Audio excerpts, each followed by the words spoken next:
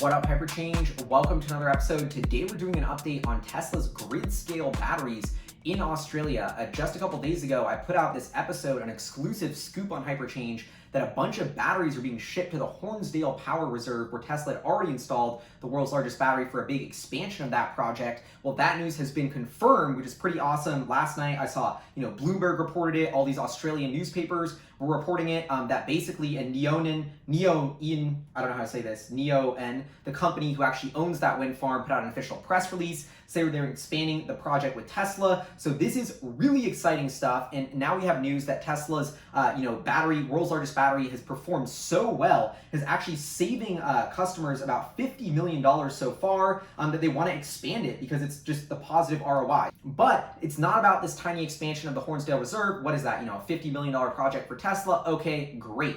This is much bigger. We are talking about validating the GridScale energy use case for batteries. This is a multi-tens of billions of dollars market. ARK Invest has some amazing research saying Tesla could be generating tens of billions per year in revenue just from this business alone as the cost of their batteries come down, because the performance is so much improved over firing up. Essentially what you're doing is when the grid goes down or you need power, instead of having to fire up this super expensive peaker plant with either really pollutive natural gas or coal, super expensive, super toxic, you just tap into this battery which has already been fully charged. It can respond way faster, it's cleaner, and now we're realizing it's cheaper. So this is a game-changing technology. The world's largest battery was Tesla going 0 to 1. Now we're about to go 1 to N. I think this is a totally overlooked part of the Tesla bull thesis. In the long term, batteries and energy could be just as big of a business as cars, and we are starting to see that energy business really take off, and I think it could be about to get way crazier because let's look at this company, Neoen, a French energy company with all these projects in Australia. I took a look at Googling them at their financials. I mean, these guys are crushing it. We're looking at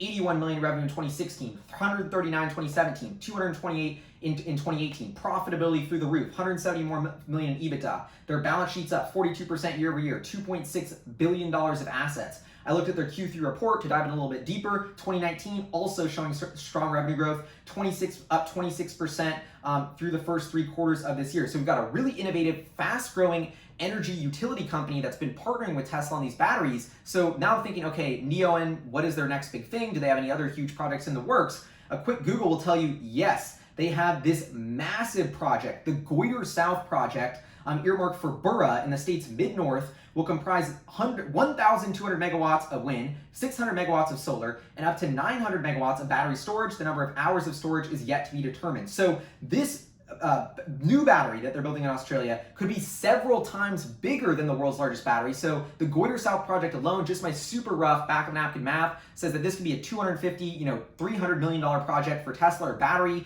for Tesla that's about to be announced also in Australia. And so my kind of moonshot here is not only are we seeing the expansion of the Hornsdale Reserve, but we're about to see Neoen partner with Tesla on a bunch of other wind farms, including this Goyder South project, which needs 900 megawatts of energy storage. At a high level here, I think we have some really exciting developments going on. Australia is really hurting with the stability of their grid, so it makes sense for them to be the first use case of this technology, but to see them expand this battery so quickly, I think this is just a sneak preview of what's to come.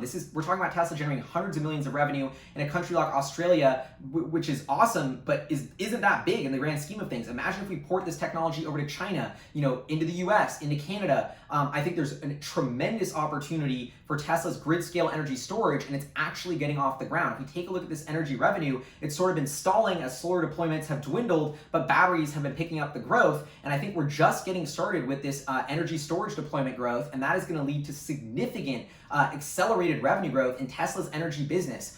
400 million a quarter right now, that's already a $1.6 billion a year business. I think that scales to $3-4 billion rapidly on the back of these new battery deployments. So I'm gonna be watching this closely, but I wanna make this quick update because A, HyperChange scoop was confirmed, that's awesome, but B, there's another Goyder South project here in Australia that I think is about to be even bigger, and then in the long term, I just think Tesla and Neoen are gonna just keep pumping out these wind farms and solar farms with a bunch of batteries. This is not stopping. This is just getting started, and that is the fun part. So I'll keep, of course, I'll keep following on here on HyperChange. Would love to know what you think in the comments below. Huge shout out to all the people in Australia who are messaging me, telling me about this stuff.